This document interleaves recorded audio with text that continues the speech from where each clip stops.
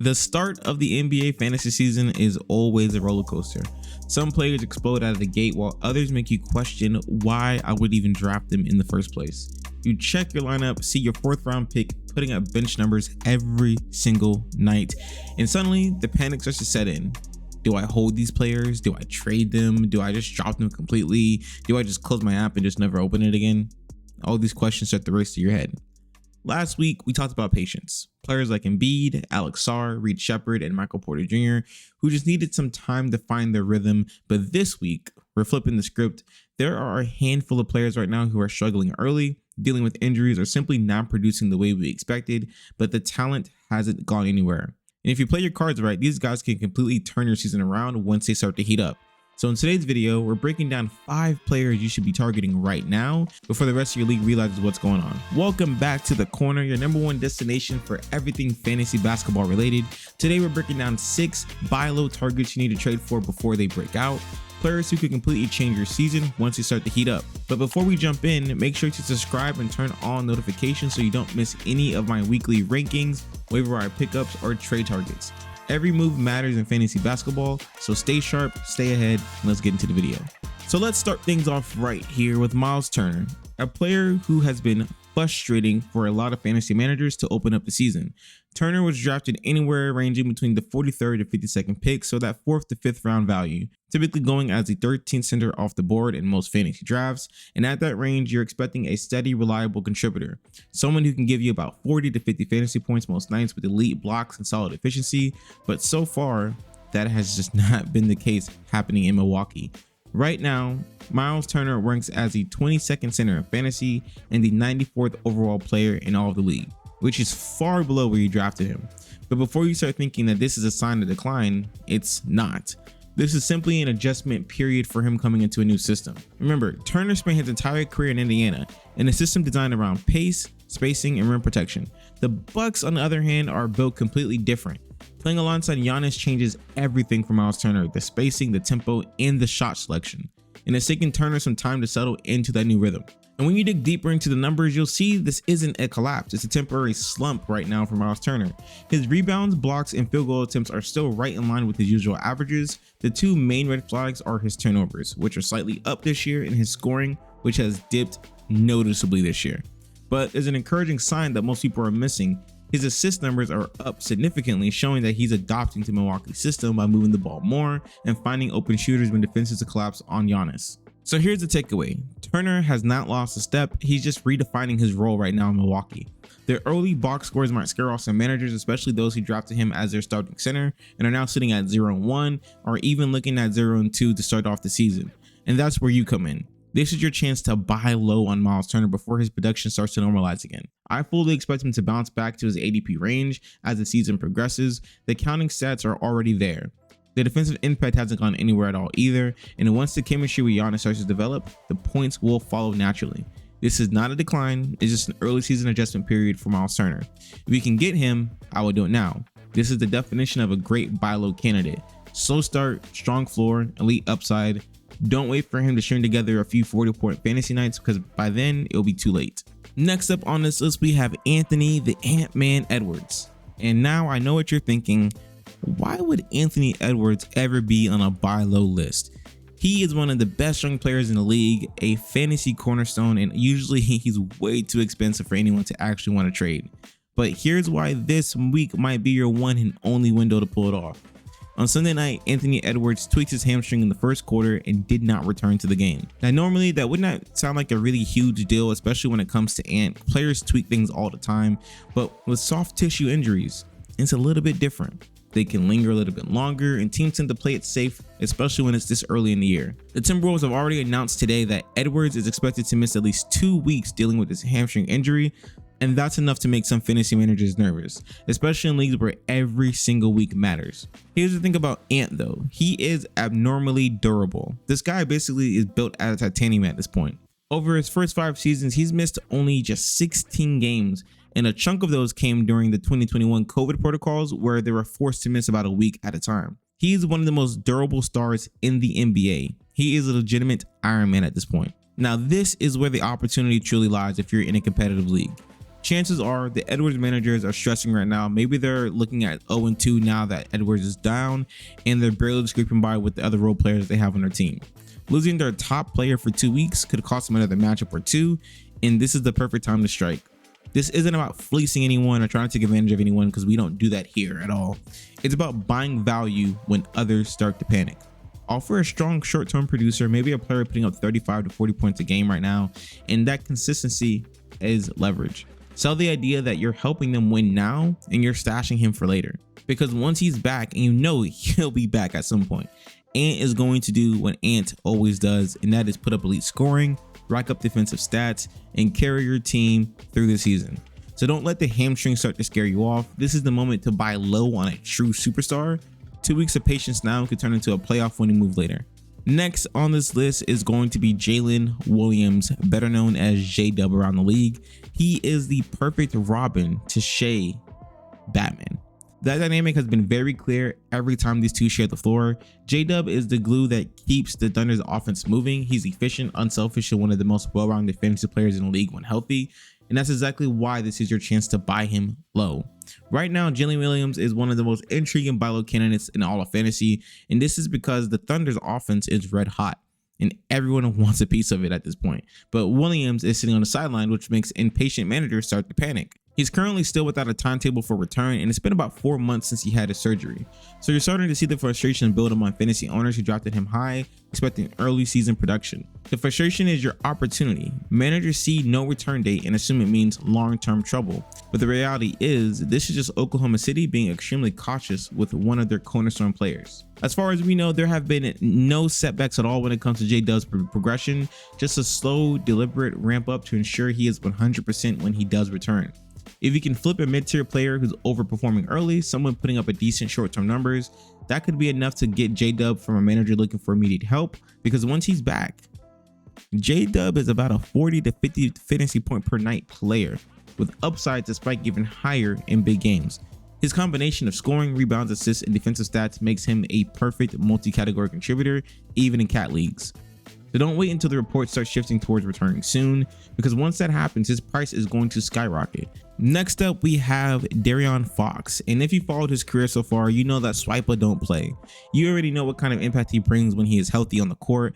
Back when he was with the Kings, Fox consistently showed why he's one of the best point guards in the NBA, with elite speed, incredible finishing, and a motor that never stops. Now with his move to San Antonio, things are about to get really, really interesting. The Spurs are rolling right now, riding the dominance of Wemby and the improved play of the supporting cast. But once Fox does return, the team's ceiling jumps to another level. His pace and explosiveness fits perfectly with the way Wemby stretches the floor. That spacing will open up easy drives to the rim and help boost Fox's assist averages almost immediately. The Spurs haven't had a guard with this kind of downhill pressure in years, and pairing that with Wemby is going to be a nightmare for opposing teams to stop. And as of now, Fox is expected to return in early November, but there hasn't been a confirmed update from the team in a while. And that uncertainty, again, is where the opportunity lies. Fantasy managers hate the unknown, which makes this the perfect window to buy low. And again, hamstrings and soft tissue issues can be very, very tricky. Right now, Fox's trade value is sitting well below what it will be once he steps onto the court. You could flip a mid-level player or a hot waiver pickup and land yourself a proven fantasy star before he starts producing again. When Fox returns, expect him to bring elite defense, elite playmaking, and a constant push in transition that will fuel both the Spurs offense and your fantasy roster. If you're serious about building for the long run, make the move now, do not wait.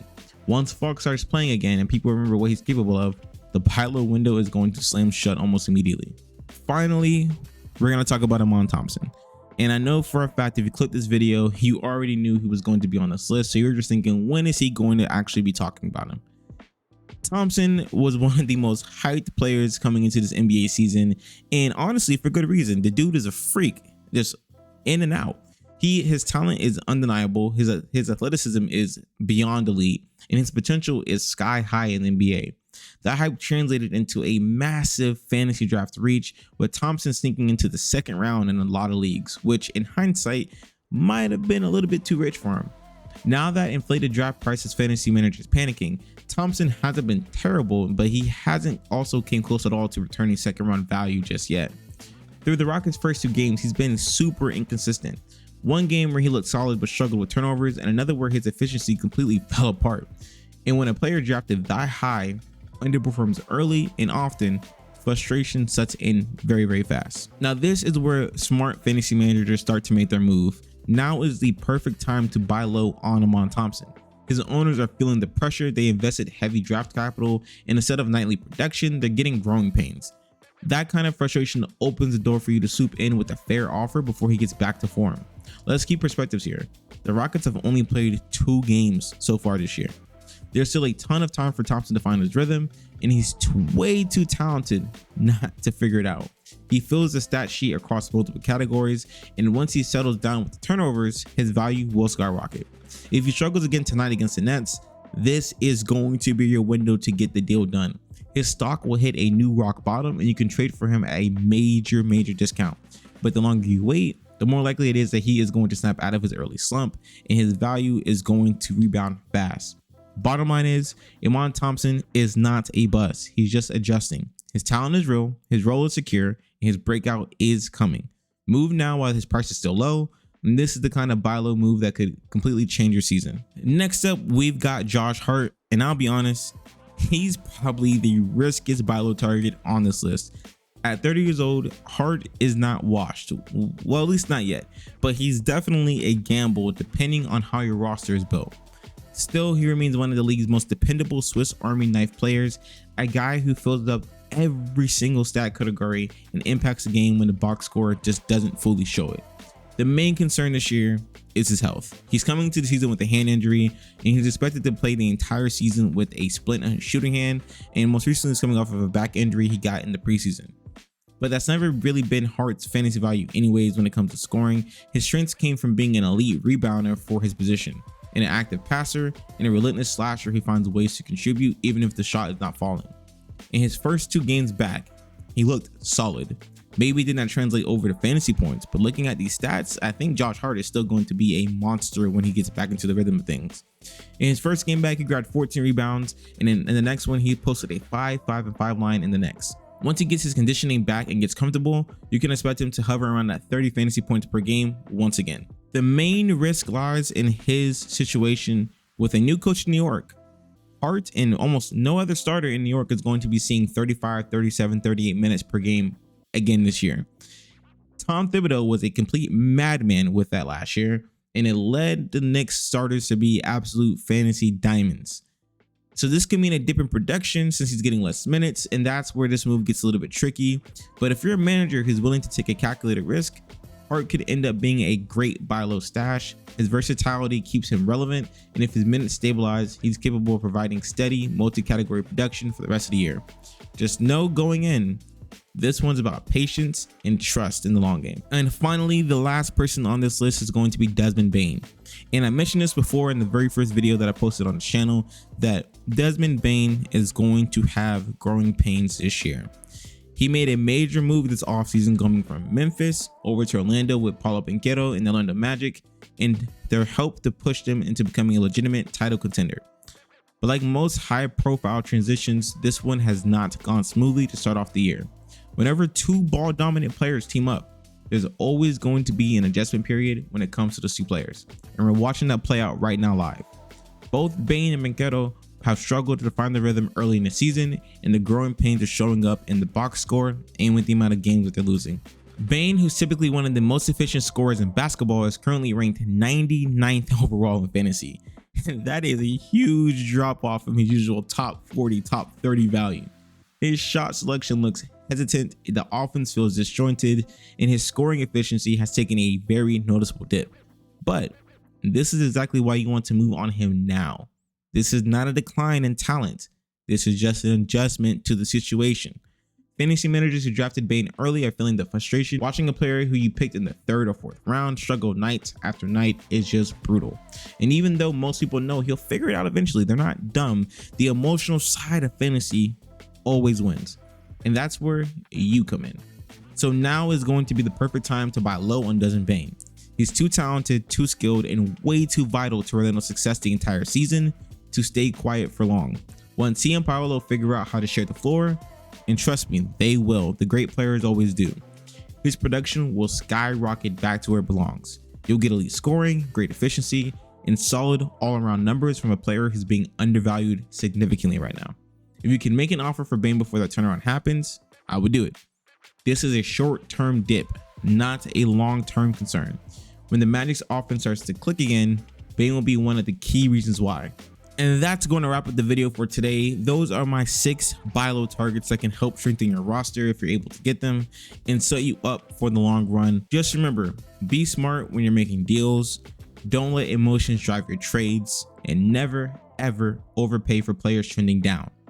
Play the long game, stay patient, and capitalize on every single opportunity. Thanks for stopping by the corner. Good luck this week, and I'll see you in the next one.